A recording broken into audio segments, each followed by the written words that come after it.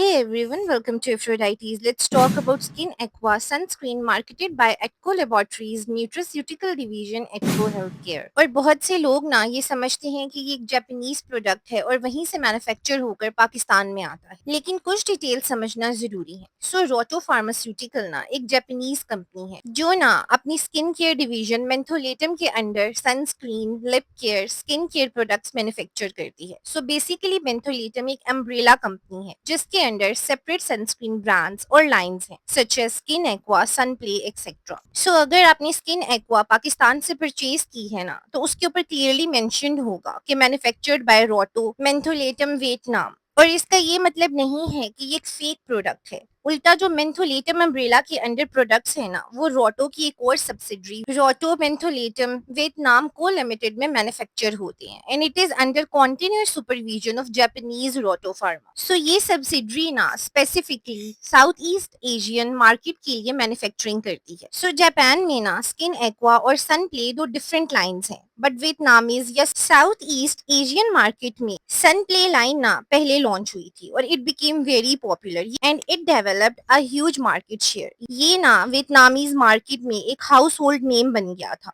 So as per the strategy newer lines को Sunplay के under ही launch किया गया। वियतनामीज मार्केट में ना मैन्युफैक्चरिंग एक बिजनेस स्ट्रेटेजी है because cost, labour, material sourcing, geographical and regulatory conditions ज्यादा फेवरेबल हैं। सो पाकिस्तानी मार्केट में भी ना जो स्किन एक्वा इम्पोर्ट होती है वो वियतनामीज मार्केट से आती है। Vietnamese manufacturing facility proper ISO certified है और रोटो जापान की कॉन्टिन्यूस सुपरविजन और लाइसेंस में है। So now let's talk about the product. So product में ना ओल्डर जनरेशन के फिल्टर्स यूज हुए हैं such as zinc oxide, titanium dioxide and OMC, but one filter that caught my attention was EDDP. So ये जो specific filter है ना ईडीडीपी, ये एफडीए और यूरोपियन कमीशन की अप्रूव्ड यूवी फिल्टर्स की लिस्ट में नहीं है और आपको इस पे ज्यादा डाटा भी नहीं मिलेगा। मोस्टली इसको यूज किया जाता है एज अ स्टेबलाइजर, बट इसके यूवीए रेस के ऊपर भी इफेक्ट्स हैं। और अगर आप ना जापानीज या वियतनामी सनस्क्रीन देखें ना, तो यू विल ऑब्जर्व कि वो अपनी सनस्क्रीन में मॉडर्न यूवी फिल्टर्स यूज करते हैं सच एज डायनोजॉर्ब एस और Uvinul A plus. So I was very curious to understand that why EDDP was used instead of modern filters such as Uvinal A plus etc. So to understand this, मैंने Rohto Japan research and development wing, Rohto subsidiary in Vietnam and even ATCO health care को भी contact किया and after so many tries finally ATCO की team से मेरा contact हुआ and they agree कि EDDP basically as a stabiliser ही use हो रहा है और जो स्किन एक्वा है ना उसको जिन फिल्टर्स के थ्रू मार्केट किया जा रहा है वो भी जिंक ऑक्साइड, टाइटेनियम डाइऑक्साइड और ओएमसी ही है। स्टिल ना आई रियली होप कि पाकिस्तानी वर्जन में भी ना एडवांस यूवी फिल्टर यूज किए गए होते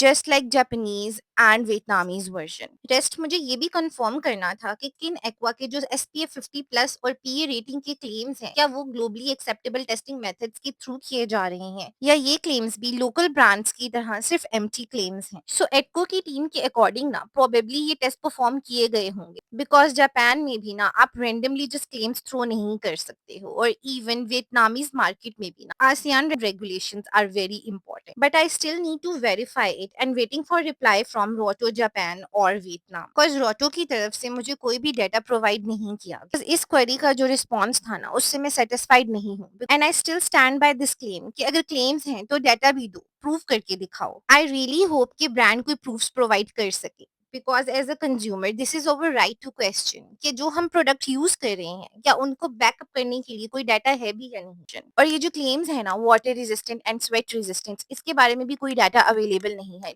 neither on website nor on products. लेकिन अगर आप जापानीज वर्जन की वेबसाइट देखेंगे ना उसके ऊपर क्लियरली मेंशन्ड है किस टेस्टिंग मेथड के अकॉर्डिंग ये क्लेम्स पुट किए गए हैं और कितने मिनट्स की वाटर और स्वेट रेजिस्टेंस है। और ये जो पीए रेटिंग का मिसमैच है ना पैकेजिंग और बॉटल के ऊपर, इट्स नॉट न्यू और ये ऐसी चीज नहीं है जिसको इग्नोर कर दिया जाए या ये मान लिया जाए कि इट्स जस्ट अ मिस्टेक। एटको जैसी कंपनी के लिए जो क्वालिटी के लिए बहुत ज्यादा कॉन्शियस है ये मिस्टेक नहीं है और ये ना कोई रीसेंट मिस्टेक नहीं है। जब से प्रोडक्ट लॉन्च हुआ है ना पूरे इंटरनेट के ऊपर इसी नॉन कन्फर्मेंस के साथ प्रोडक्ट को नोटिस किया गया है और आप इस चीज को ना क्रॉस वेरीफाई भी नहीं कर सकते कि बॉटल या पैकेजिंग किसके ऊपर पीए रेटिंग करेक्ट लिखी है। और ब्रांड ने भी ना इसे चेंज करने की जरूरत नहीं समझी, ना ही किसी ने इसको क्वेश्चन किया एंड दिस इज शॉकिंग कि एटको जैसी कंपनी कंपनी ने इसके अगेंस्ट कोई भी मेजर्स नहीं लिए because it's a clear case of miss labelling. और यहीं से ना मेरे बाकी सारे डाउट्स बहुत स्ट्रांग होते हैं बिकॉज वियतनामीज मार्केट या जापानीज मार्केट के प्रोडक्ट्स में ऐसी नॉन कन्फर्मेंस देखने को नहीं मिली। इतनी स्ट्रिक्ट रेगुलेशंस के बावजूद अगर ये मिस लेबलिंग अननोटिस चली गई और एटको की तरफ से भी कोई क्वेश्चन या चेंजिंग नहीं आई, that's really questionable. The only question remains, क्या पाकिस्तानी मार्केट के लिए बनाए गए प्रोडक्ट्स के लिए इतनी इजीली क्वालिटी डिफेक्ट्स को इग्नोर किया जा सकता है जस्ट बिकॉज पाकिस्तानी कंज्यूमर इतना अवेयर नहीं है? तो आपके लिए ये इजी है कि आप बड़े क्लेम्स पुट कर दो without providing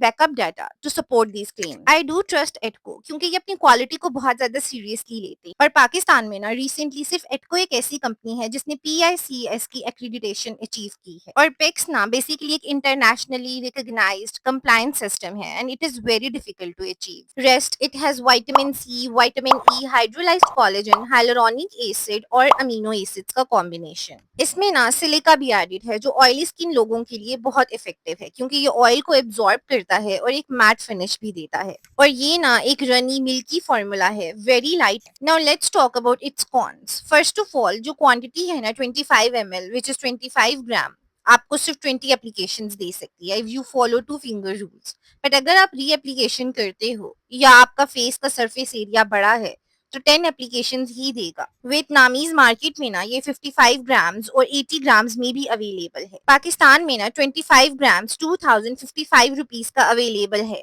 Whereas Vietnamese dong में its price is equivalent to 1225 Pakistani rupees. Rest ना ये प्रोडक्ट ज्यादातर नॉन कमीडोजेनिक है लेकिन इसमें कुछ इंग्रेडिएंट्स हैं जो माइल्ड पोर क्लॉगिंग पोटेंशियल रखती हैं, लेकिन ओवरऑल फार्मूला एक्नी प्रोन और ऑयली स्किन के लिए भी सेफ माना जाता है। सो प्रोडक्ट में ना हाइड्रेटिंग एजेंट्स भी हैं, लेकिन अगर आपकी स्किन एक्स्ट्रा ड्राई है तो please add an additional layer of moisturise. I have personally use this product and it gives you very soft and velvety feel. Rest brand इसको एज अ मॉइस्चराइजर भी market करता है and also as a makeup primer. So yeah that's it for today's video. Tell me your thoughts in the comments. I love reading what you guys think. And if you found this video helpful, don't forget to like, share and subscribe. Also, follow me on Instagram for daily skincare tips and chit chats.